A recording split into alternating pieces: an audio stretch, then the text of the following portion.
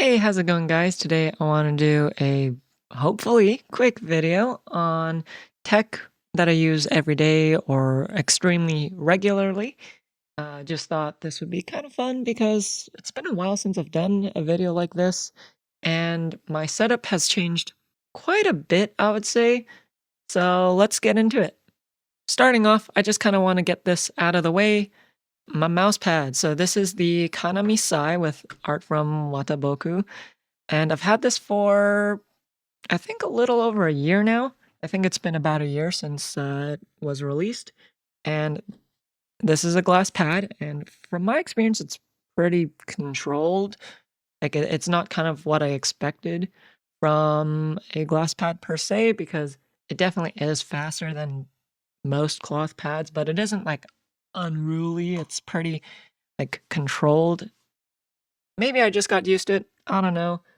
But really like this pad, but this may change in the near future. If that does happen, I'll probably make a video on it, but for the time being, I'm gonna be sticking with glass. I just really like how glass pads feel, look, and I don't have to like scrub them clean. I can just take a damp cloth and just wipe it down and bam, done. So that aspect, although super lazy, I really enjoy. Of course, accompanying the mouse pad are going to be the mice that I use, and I do use a number of different mice. So currently, I'm using the WL Mouse Miao. I think it's like a Beast Meow or whatever. And this is technically a fingertip grip mouse, but I can actually claw grip it, which I think is really funny because the mouse is definitely small, but it's not like tiny, tiny. It's not exclusively for claw grip. So I think it's really funny that I can claw grip it and actually use it very comfortably. Really like this mouse so far. It is very small, very adorable too, with a lot of cat details. I do have the grips on the side here as well. Just a lot of cat things. And on here, I just have some PTFE dot skates. Aside from that, I have my Pulsar X2 V2 Mini. I'm still occasionally using this. This is still kind of like my comfort mouse. It's a mouse that I feel like is very... There aren't many risks with this mouse. It's very like normal. So it feels a bit big in my hands now that I'm using this, but this is like a very normal mouse. I think most people would be very happy with this mouse for gaming purposes or even just office use. But if you're just using a mouse for office, don't pay $100 for one. Aside from that, I have my MX Master 3. This thing is gross though. I've been using this for probably close to 5 years. And this I only really use for my BIOS because my BIOS for some reason freaks out if I use one of these mice with it. But also I use this for work. So I work with spreadsheets quite a bit. I don't really want to get too into it. But the reason why I like this mouse so much for that, even though it's frankly huge for my hands, is this guy here.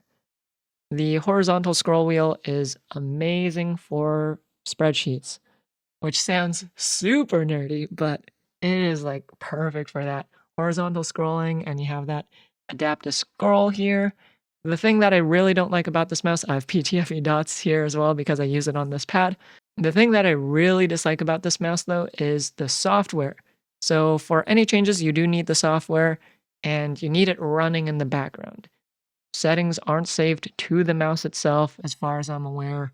And on my work computer, I can't just install whatever I want willy-nilly.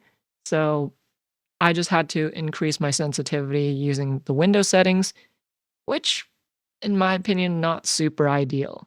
Of course, we also have to talk about the keyboard. So I'm still using the Boardsource Lulu here, and I want to like hate on this keyboard so much because frankly, I think Boardsource did a pretty bad job with the PCB. Aside from that, there are things like the feet just like come off, and in my video where I talk about tenting feet, the tenting feet that come with this suck. They just break. So really like this keyboard despite all its faults, but for a bit of a premium product, I'll say, it seems a little crazy. Now let's talk about audio. These are the Rikubuds Grand Alter Saber 2. And so these are kind of made to order flathead earbuds. And so by flathead earbuds, you can see that these are kind of like those old school earbuds that don't seal in your ear. The reason that I go with these is because if I can't hear my surroundings in an environment where I know it's supposed to be even the slightest bit noisy, my body freaks out. I stop breathing. It's weird. I have to remember to breathe. I have to tell my body, like, hey man, you gotta breathe. So that's why I stick to flathead earbuds, so I can keep on breathing, you know?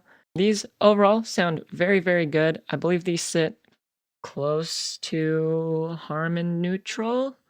Not a term I've heard in a long time, but that's kind of where these sit as far as I'm aware. Also have one side pink and one side clear. Very cute. And the blue driver, that's just part of these earbuds. That said, I do also want to mention that I'm not going to be purchasing from them again. That's because they seem to support AI art, and that's something that I personally don't really agree with. However, if you're okay with it, I don't want to gatekeep, right? Because these are legitimately good. I still use these every day. But yeah, just the AI art stuff, personally not my thing. But very good earbuds, and from what I've heard, generally very good products. Let's actually talk about my mic. The mic I use is the Shure SM57. I have the windscreen on this as well as the shock mount, and although this mic is primarily targeted for instrument use, I do like how it sounds on voice, and frankly, if it's good enough for presidents, it's good enough for me. So this mic and my earbuds are connected to a WaveXLR. The WaveXLR, I think, is a great piece of kit if you're on Windows. The problem with that is that if I want to use Linux, there's no way of getting it to work the way it should. Now, this is in Canadian buckaroos, it's like $200, I think. Paying that much for a single input interface without additional features on Linux seems a bit crazy. Like, I feel like you should at least get 2 inputs at that price. So here we can see Wave Link for the Wave XLR and Wave series of microphones, other than the Wave DX, their dynamic mic. And there are a couple of reasons that I really like the Wave XLR. You can separate your different audio sources and set up like a personal mix and a stream mix. Really like this software for that because it does it really, really well. And so here we have the mic, system audio, music, voice chat, and a different microphone. This is a separate microphone from the WaveXLR input. And aside from having the separate mixes and separate like inputs, I guess, or sources, you also have VST support. So if I click down here, we have voice focus. I haven't really messed with this too much. I don't 100% know what that does, but I have a noise gate, a compressor, and an EQ on the mic. Really like being able to add these in and use the mic as a normal mic in like games, Discord, whatever else. But you have 2 different audio inputs, where one is just the raw input of the mic and another one for the mic plus any effects that you have on it. So this I really like having. I think it's really awesome. Makes my life super easy. I can just start using the mic without any additional configuration in a given application. So as I mentioned, I do also have a secondary mic. That's going to be an SE Electronics SE7. I did use that a little bit for voiceover, especially in Linux, because this is just kind of plug and play in terms of the, I guess, interface that I'm using. But the SE7 is a pencil mic. I think it kind of punches above its weight class. I think it's pretty awesome. That I have connected to a Shure MVX2U. I think that's what it's called. It's a discontinued product. It's basically an interface that plugs directly into the mic. And then you have a USB output. Only qualms with that device is that the control is pretty limited, and also the USB-C port isn't the most secure. I just like shake it a little bit and it disconnects and it like freaks out. I think at this point it makes sense to get into cameras, and my camera setup is extremely simple. I'm not someone who wants to invest in like a mirrorless camera just for YouTube. I'm not really into photography and stuff. I just want to get by. And I think the video looks pretty good.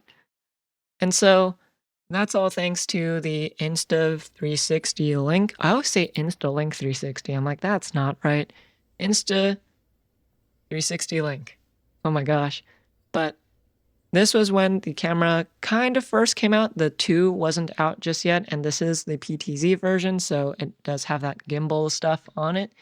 And the main reason why I got it is just the performance of it is pretty nuts, right? The autofocus is pretty snappy, and that's kind of what I want, right? Especially because at the time I was doing a lot more keyboard videos and kind of getting a close-up shot of a switch or something like that. Definitely want that focus. I felt really not great about some of my older videos where I recorded it with a Logitech C920 because you couldn't see any of the detail. When I'm talking about a switch, you can barely make out what's going on. But this camera, look at that. That's so sick. It still like amazes me today. It makes me happy seeing that.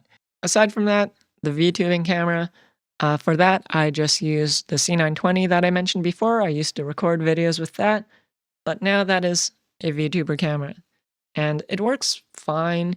I think I would like something a bit wider, and yeah, I could pull back the camera a little bit, but with the way my setup is right now, it's kind of hard to do.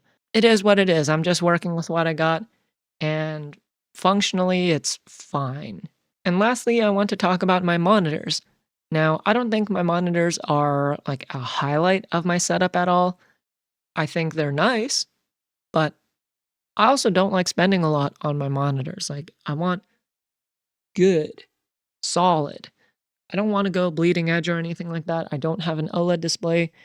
My main display is an Acer something or other. I'll probably put it up here because their naming scheme kind of sucks. It's a 1440p 180 hertz IPS display. I don't really play as many competitive FPSs anymore, so it's plenty. With Battlefield 6, gives me a great experience. I'm not complaining. I'm a happy camper. My secondary display is my old main display, which is also an Acer monitor, this time 1080p, 144 hertz, also IPS. These displays are basically the same thing, just one's bigger than the other. I just really like the look of these kind of like bezel-less designs.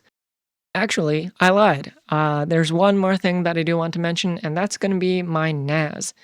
And that's the Beelink ME Mini. It's an all SSD NAS. It has an Intel N150 in it, very power efficient. In there, I have 3 Samsung 990 Evo Pluses, each 4 terabyte. And I bought those right before the huge price increase for about 300 Canadian each. And so I'm running those in a RAID 5, so I have some redundancy. I am running a media library on their media server and also using it for storage of my projects. 8 terabytes right now is enough for that, but I can just expand it later on if I see needed.